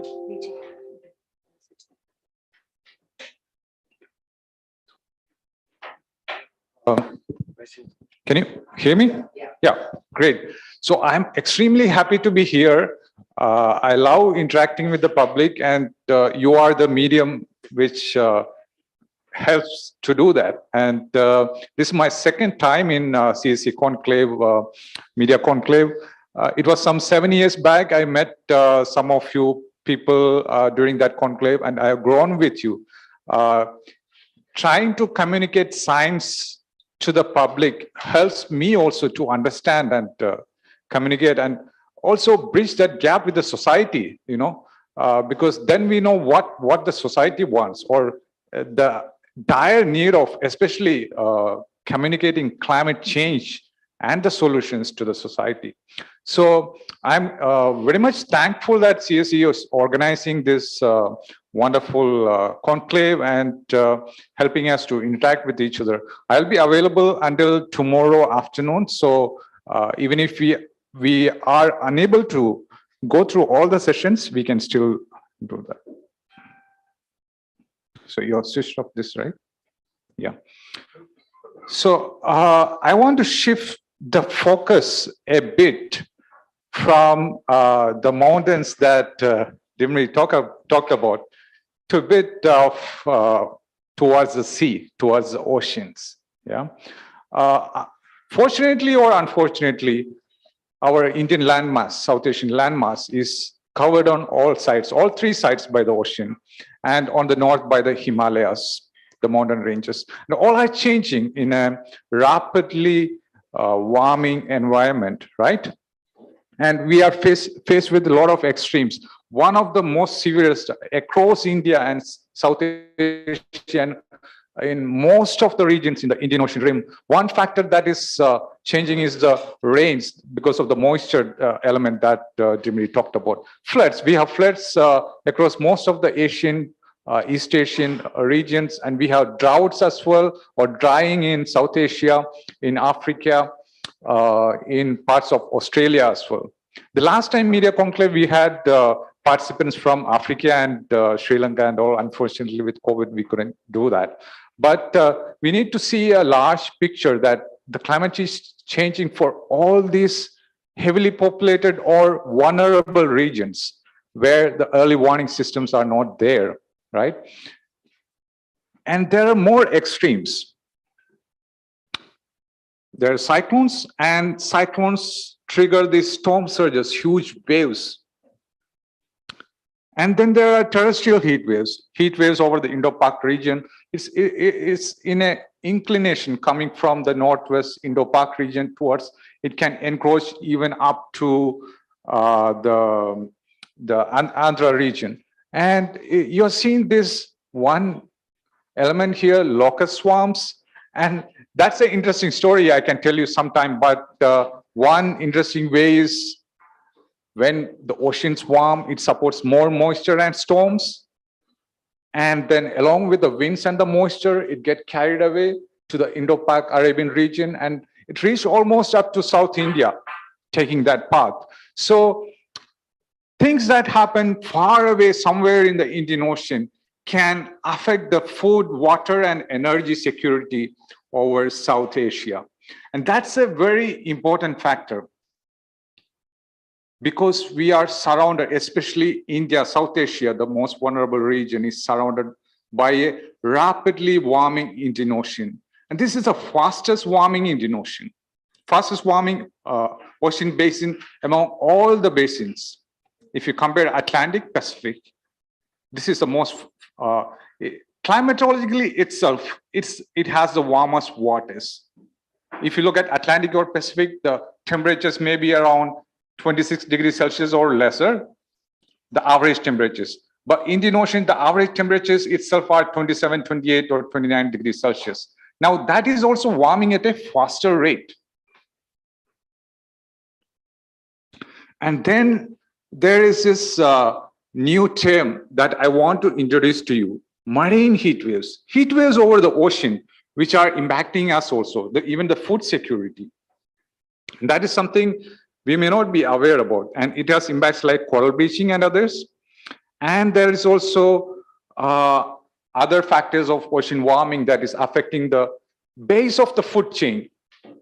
Marine phytoplankton. Phytoplanktons are like the base of the microscopic plants in the ocean that is taken up by the fisheries and all. So if that declines, that has again impact on the fisheries. Now, oceans, we are all, I mean, Neil deGrasse Tyson told once that we are made of stardust, right? But I will say we are made of oceans. 60% of us is water, and the air we breathe, more than 50% of the air we breathe, the oxygen we breathe, comes from these phytoplankton which are in the Arabian Sea and the other regions. Yeah, so we need to be looking forward to the oceans also for signals of change.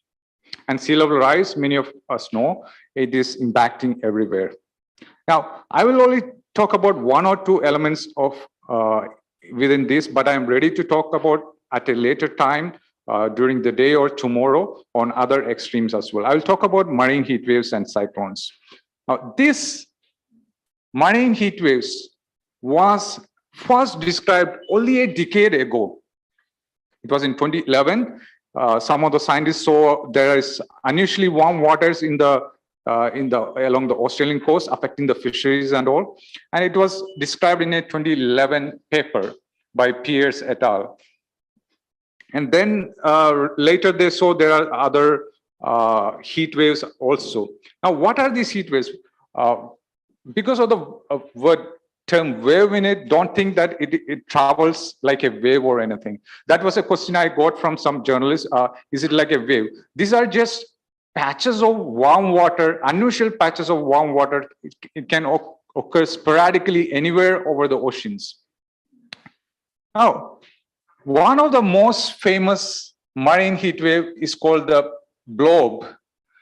It occurred in the Northeast Pacific over this region, very close to the US coast. And this resulted in mass mortalities in marine fisheries. And also marine mammals and birds also died. It had a huge impact. And many marine heat waves can occur from a few days to months. But this blow occurred, I mean, that lasted for more than a year. Now, we don't know much about these marine heat waves over the Indian Ocean, how they are affecting us, how they are affecting our fisheries. Yeah, we don't have that integrated approach where the physical sciences and the biological sciences are integrated and see, okay, we are having these marine heat waves, how are they affecting our marine fisheries? That kind of studies are lacking from our Indian region. Now, by definition, so this picture I want to explain, but before that, I will show you how the marine heat waves manifest with a spatial picture. So these are the sea surface temperatures, the mean conditions of sea surface temperatures. And you can notice the colors. So it goes up to around, so the orange colors are like 28, 29, 30, occasionally going up to 31. But during marine heat waves, you can see temperatures reaching up to 33 degrees Celsius. And these are very high temperatures. And in fact, these are temperatures which occurred just before Cyclone Amphan and just before coral mortality in the Andamans region. There was huge bleaching during April, May. So if you look at this picture over here, you can see the average temperatures. This should be somewhere in the Bay of Bengal region. Average temperatures should be around 28, 29 degrees Celsius. Yeah. But the marine heat waves, the black curve that you're seeing up there, yeah, that is about the 90th percentile. Yeah. And you can see it is lasting for more than a month. The temperature difference that you see there is about 3.5 degrees Celsius or more. Yeah, that is huge, above the 90th percentile. And this can cause immense habitat destruction in the marine world, coral bleaching, seagrass destruction, loss of kelp forests, and also affects the fisheries. Like I said, it can affect aquaculture, marine fisheries. But we don't know about those relationships, how it is working out in the Indian Ocean. Now, this is from a recent paper that we published for the Indian Ocean.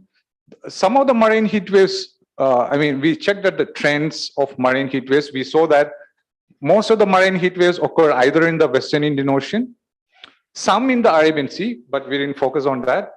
and a lot in the North and Bay of Bengal region. And the trends are increasing.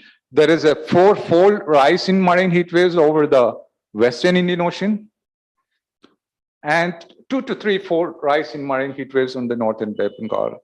It has an impact on the monsoon as well, because these are the temperatures are much high, and it occurs during the June to September summer monsoon period as well. And it interacts with how the monsoon winds work out.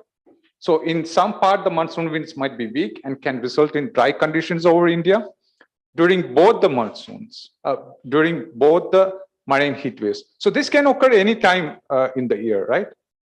So when it occurs, it could be dry over the Indian monsoon region. But when you have Bay of Bengal heat waves, there could be some increased rainfall over the southern peninsula as well.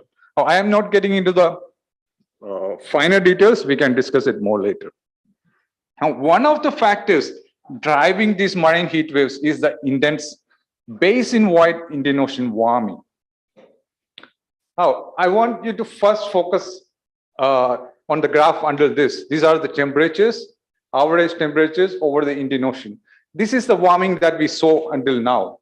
Now, Mahapatra and others told about the land warming, right? That is up to about 0.6 degrees Celsius. And some years it is 0.4, 0.7 and all. Now, land warming is catching up, but it is not that high as the warming that we see over the Indian Ocean. Now, the warming under here is around, especially in some regions in the Indian Ocean, like Arabian Sea, Western Indian Ocean, it is up to 1 degree, 1.2 degree, or some cases 1.4 degrees Celsius. Yeah. Now, it doesn't stop there. If you look at the future projections, especially if you take the high road or the middle road, that is the business as usual, the temperature change by the end of the century will be around 3.8 degrees Celsius.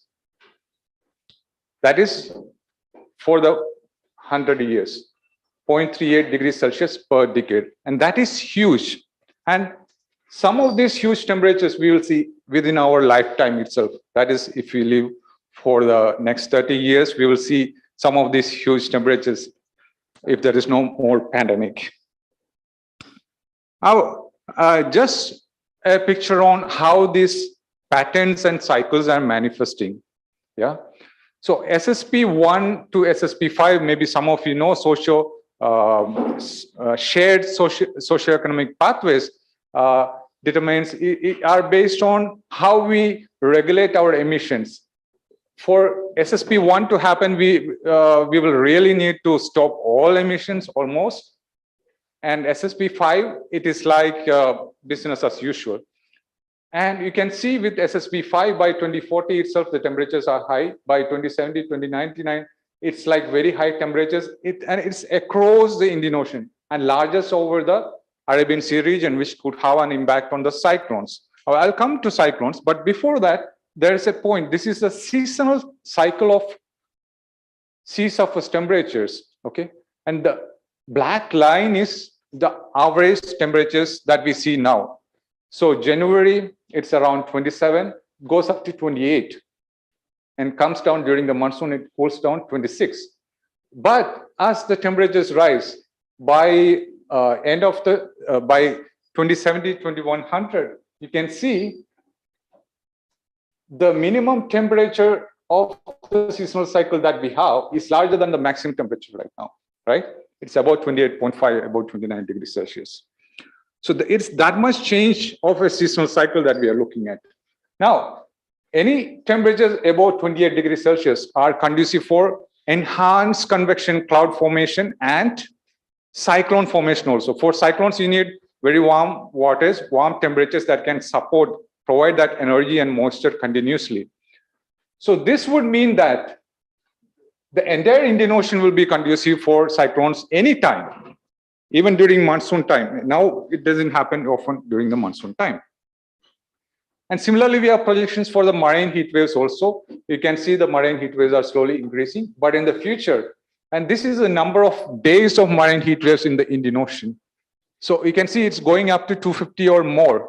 By 2050, 2060, Indian Ocean will be in a permanent marine heat wave situation. Throughout the year, it will be marine heat wave. So that kind of situation we are arriving at by, you don't have to wait until 2100. By 2050, 2060, we will have a permanent marine heat wave situation in the Indian Ocean. Now, coming to cyclones, maybe I can take 5 more minutes. Okay.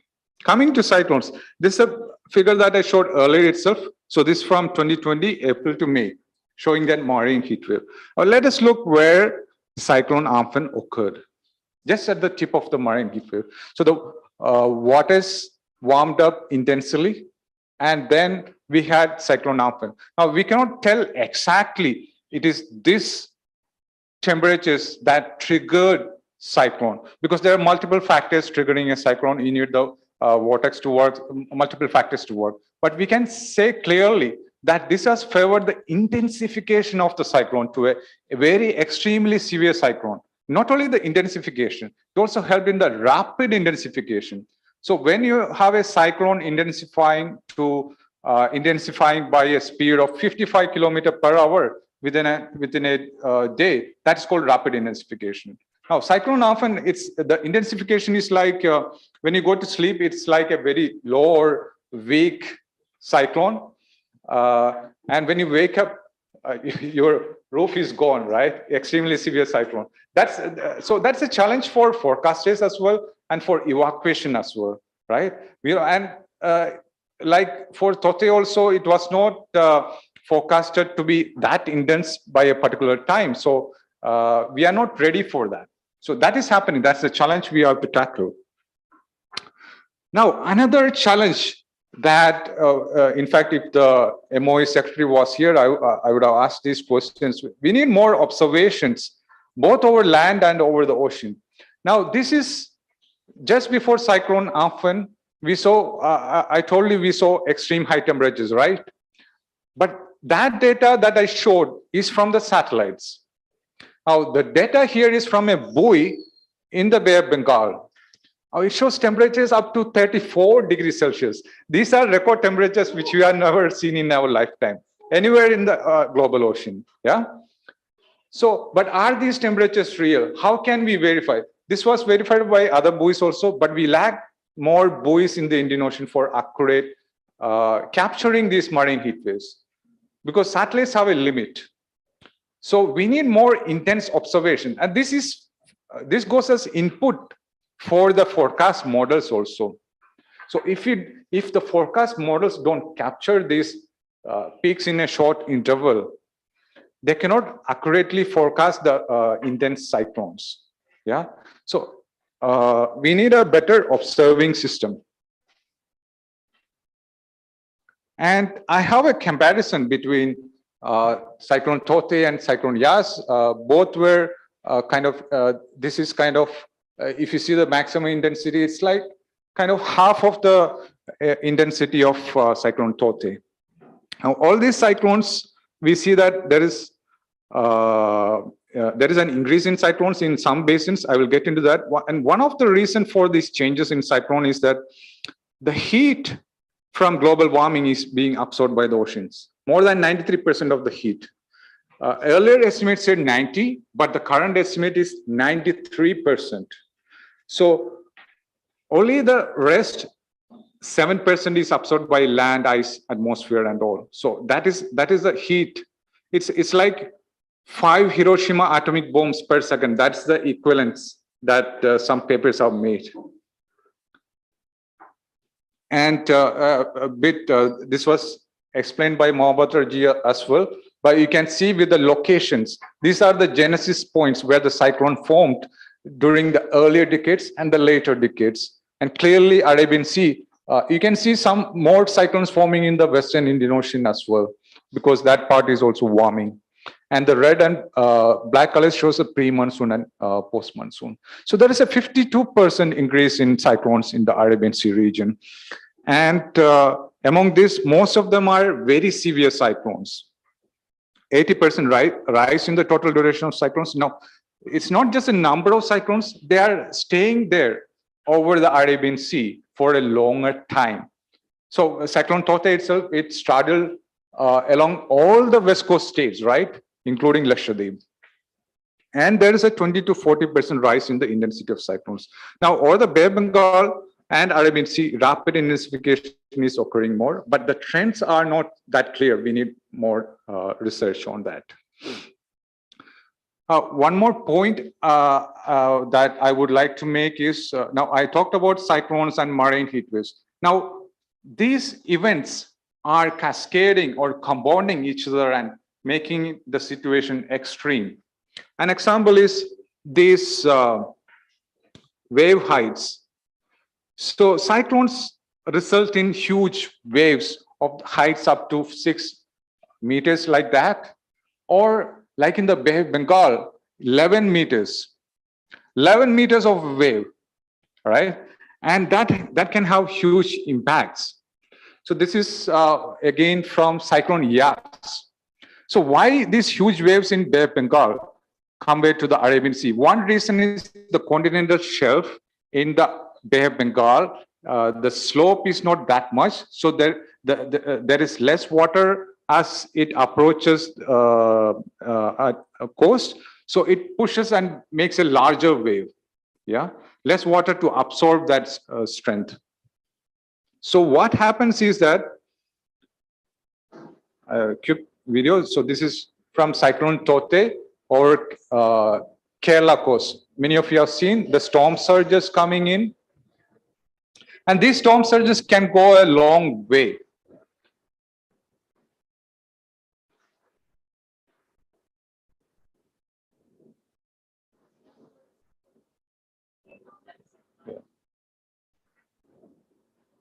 Now, I'm moving on to Cyclone Yash.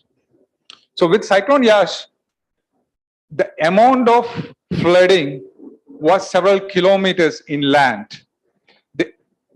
Though the intensity of Cyclone Yash was less, the flooding was much more. And that is where the compound events worked. So the storm surge and cyclones are bringing more rains than earlier. And then there is sea level rise also. The sea level rise is much more higher towards the Bay of Bengal region. I'm posing this. And unfortunately, that occurred during a high tide also. So multiple factors, yeah, huge storm surge, rainwater, and sea level rise. So we don't know much about scientists like us. Most of them work on narrow fields. So there will be one working on rainfall, one working on sea level rise, one working on flooding or something else. But we need integrated approach to understand these kind of compound events. So this is one of the factors that has been talked about by IPCC. And compound events happen over the hilly regions of Western Ghats also. Now, we had very extreme heavy rains over Maharashtra. If you see the last few days, it's about 1,080 millimeter in 2 days. That's 1 liter of rain every square meter, right? And these rain, and we don't even have observations in many of these regions, which means we need to scale up observations over land also to understand these events. And it occurred at the same time when there was a high tide here. And you know, sea level rise is happening year by year. So that means some of these cities, the water here didn't get flushed out very quickly. So, and some of the cities got flooded for the first time in their lifetime. This was one of the largest floods that Chiplun and those regions faced. Now, we always talk about climate change. Climate change is a thing to blame upon, but there are multiple factors. So we need to see the entire story. There is river encroaching, which was clearly mentioned by the collector of that region, which aggravated the situation. Now, that is an important factor to think about because we need to see the entire picture.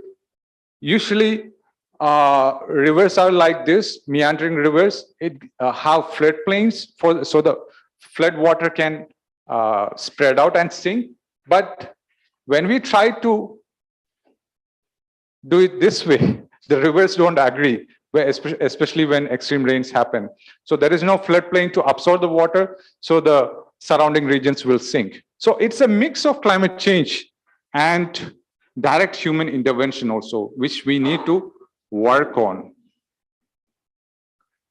And the situation is same. So if you saw that for rural areas with hills, the same for urban areas also. Now this is a famous picture from the sky, and this might look very beautiful with the blue colors, but these people are scared whether it's their roof that is first blown away, or it's their floors that get flooded first. Yeah. And can you spot a river actually which is supposed to be there? The Miti River is supposed to be there, right? So this is supposed to be a river, but it's not even a canal, or it's smaller than a nala. So when floods happen, storm surge happen from here, floods happen from there, it is not able to take that water. So I think rest of the story, you know, and generally we say ecosystem-based adaptation should be explored through IPCC and other means. You can see mangrove-based adaptation along with artificial means might be one way to look at it. I'm not going into solutions. And another message is that we need better observations for better forecasts. Some of you are covered about the Indian Ocean observing systems. We need observations across the Indian Ocean and over the land also. And that is something the ministry also should take up, surrounding countries also. We need observations along the exclusive economic zone as well, and this should be public also. The hydrographic data, scientific data should be public and should be shared. Even researchers like us don't have access to many data, which is not great. And this is my last slide, I think. Yeah, last slide. So we need a collective approach, comprehensive approach, not only organizations, not only government organizations, and not only observations focused also, but we can involve citizen science networks. I am working with some citizen science networks in Maharashtra and Kerala. This has worked out well with schools and all, where they observe, have rain gauges and temperature sensors in their schools. Local administration should be part of it, and we need networking, integration between departments for a climate resilient future. Thank you.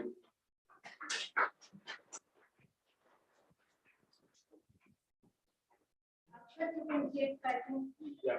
15-20 minutes, we'll have a short tea break. Yeah, sure.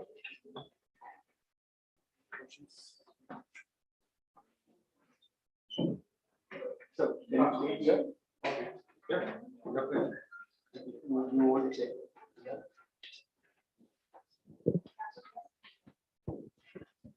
My question is very brief. Which parts of India are least affected by weather extremes? Any of you? So this is a question.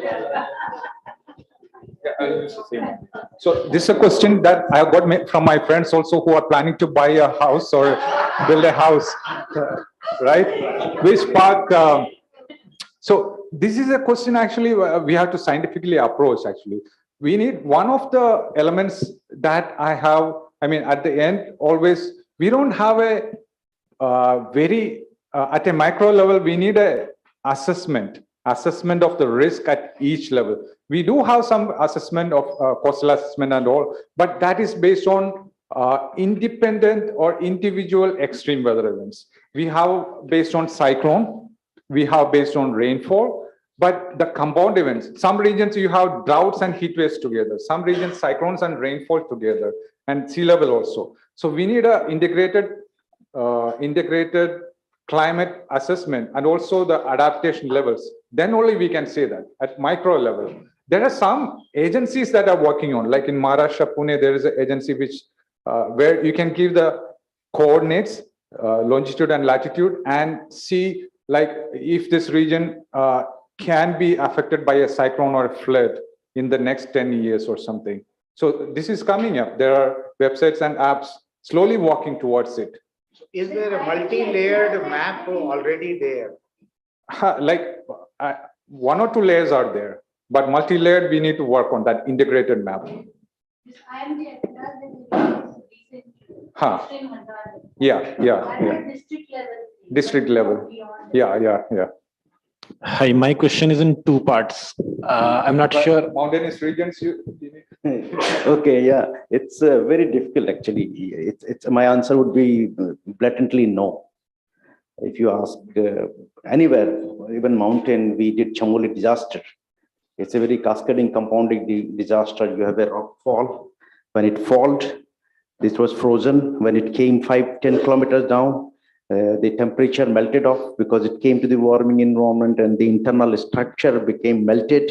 It hit the ground, seismic wave generated. And then there was a snow in the February, avalanche came. So this is a compound event. And then when it ran down, it stopped around the guard.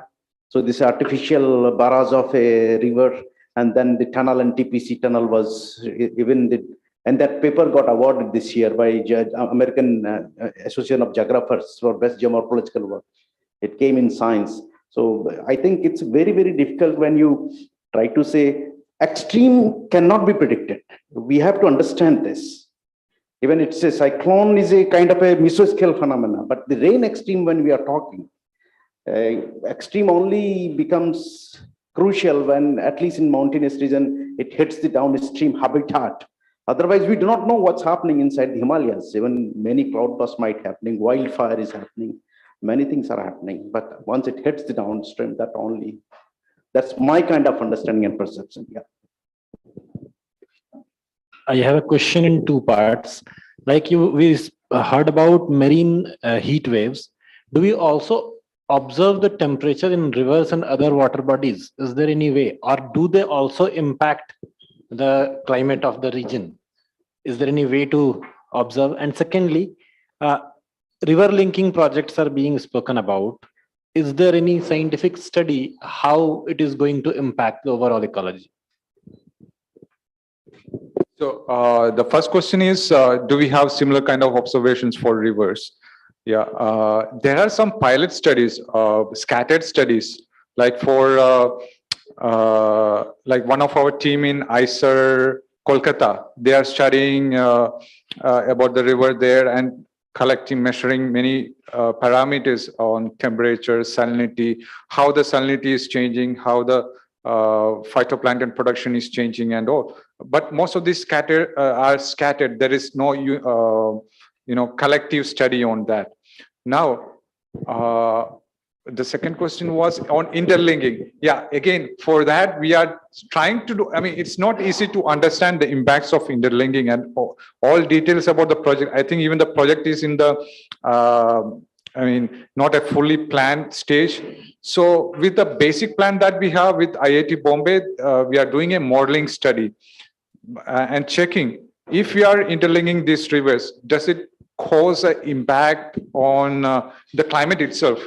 Because the water from the rivers get evaporated and change the local rainfall and all. So if you are interlinking, then the irrigation also changes. So again, evaporation changes. So this kind of things there are startup studies. We might have to wait for a few years to see how it impacts.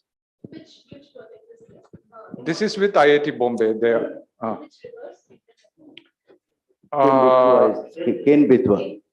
They're trying, including Ganges and all. So I don't remember the details. All the details. Only successful done by the NIH is the Satluj Bias interlinking, where Satluj flow is taken to the Bias in that.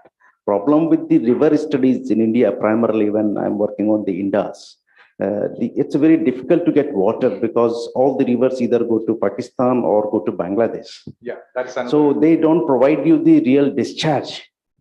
So it's a for research point of view, what he is mentioning, it's kind of a very difficult when I started working for Upper Indus Basin Network with EC mode. So we have 4 chapters, Afghanistan, where Indus flows in the 4 China. So it's kind of a very difficult to have a river research until unless it's not persuaded by the government agencies. Yeah, That's the biggest problem. They give you discharge, but you cannot quote it. Once you cannot quote it, you can't interpret it. So that's what is the problem. Yeah, data is a crucial issue. Yeah, data. Even from within India, getting the data or even the quality of data. Now, in fact, apart from that, my one statement got a parliament question. At my conclusion, I wrote, any ambitious project by India, upper riparian of Indus Basin will adversely affect the downward riparian of Indus Basin. It raised the parliament question in India, how can you write like? So I said, well, data, you just check. So this is very sensitive also. One question, take a question to this. I mean, why it will be done? Why possible? The game river linking project has already been started. How do you see, especially in Budelwar region, which is very much rain defined? There are continuous dots over there. So will it be an effective thing ecologically and as far as the irrigation is concerned, sir? See, if you are changing the drive of any of the rivers, it will be against the river's natural course of ecology or development. In Ladakh, they put all the greenery now. Now they put the plants by army. Now Ladakh hydrological cycle is bringing rain. When I went 30 years, 40 years back there, they used to live in the mud houses because warm in winter time, cold in the summertime. Now the rain is coming there. Now they are melting off their mud houses. Now, what I mean to give with this example is that if you change a course of any of the river, it has natural embankment, nature. So it will not be having the similar kind of impact of ecology which you are talking. It will definitely going to get change. Rivers in Uttarakhand, because of this road cutting, there are many destabilization of landslides that's happening repeatedly. So the point is that's not going to, more you influence the natural ecosystem, more impacts will be there. That's what my brief conclusion. That will be negative. In a way, yes.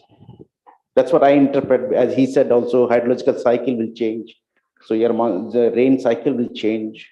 Yeah, we can take, next question. We can take the next question. Two great presentations, one question each. First is that, Roxy, you mentioned about the marine heat waves and you also mentioned Bay of Bengal in this context. Now, the recent IMD hazard map shows that that region, the Sundarbans regions in West Bengal, and also the kind of adjoining Orissa, they're having the shortest return period of cyclones. Now, do you feel that this marine heat waves in the region in some way influencing the cyclone paradigm in that particular part of the country? That's one. And Professor Dimri, you mentioned about 1 day.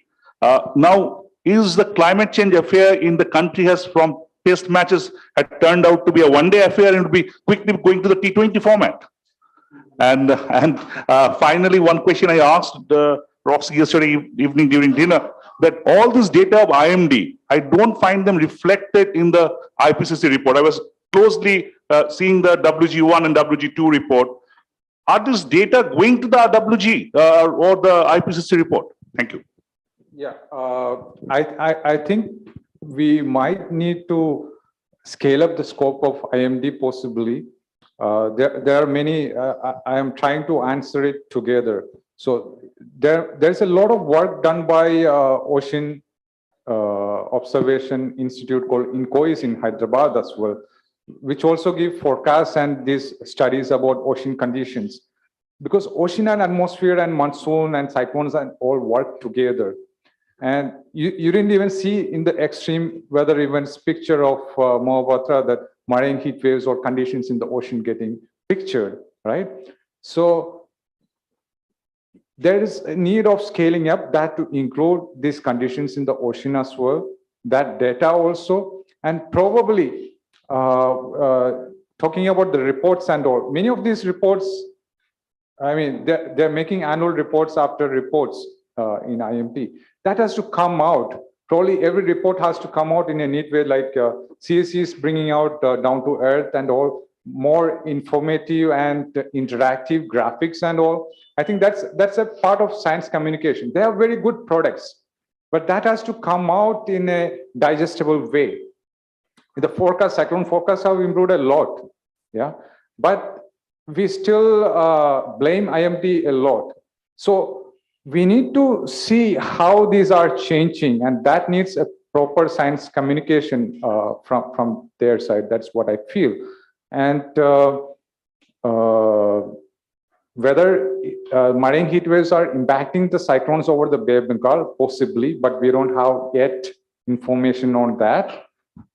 Some ongoing research I'm doing with my group, which shows that marine heat waves do affect cyclones and also result in heat waves over South Asia.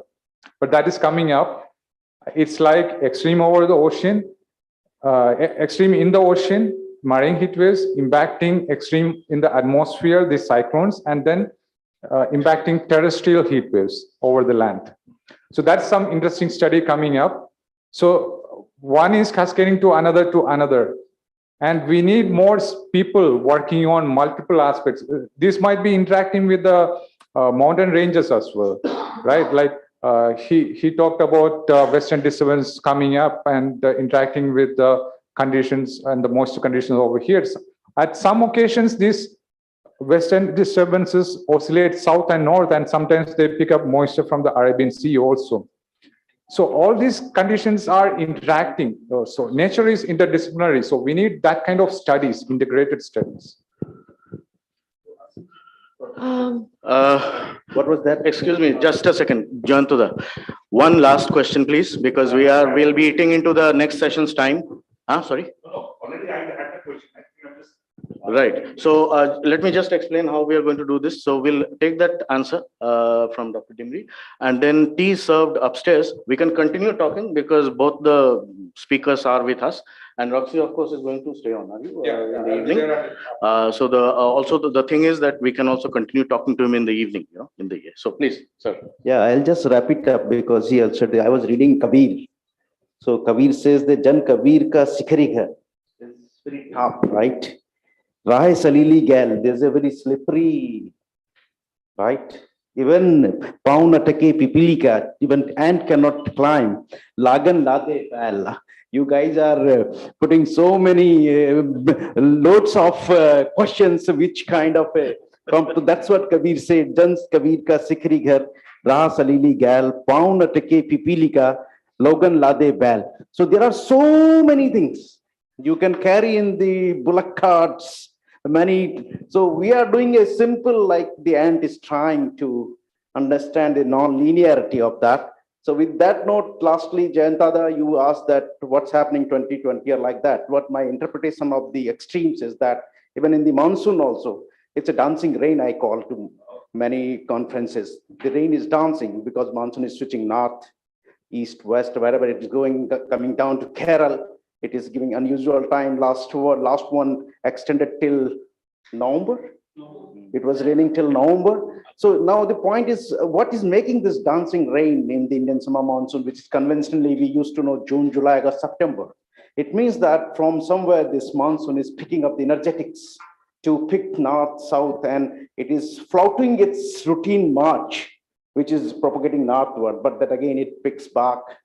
So these are the complexities one by one we have to see, and then jigsaw puzzle has to be made and then added on that. So there are many kind of complex non-linear system in free atmosphere, which we are individually working. And then as I quoted Kabir, there is a lot of knowledge, but we have to take it from side and then do it. Thank you very much for your patience. Thank you. We can continue the conversation, sir, upstairs. Tea has been served on the terrace. Beautiful view from above. Chaliye.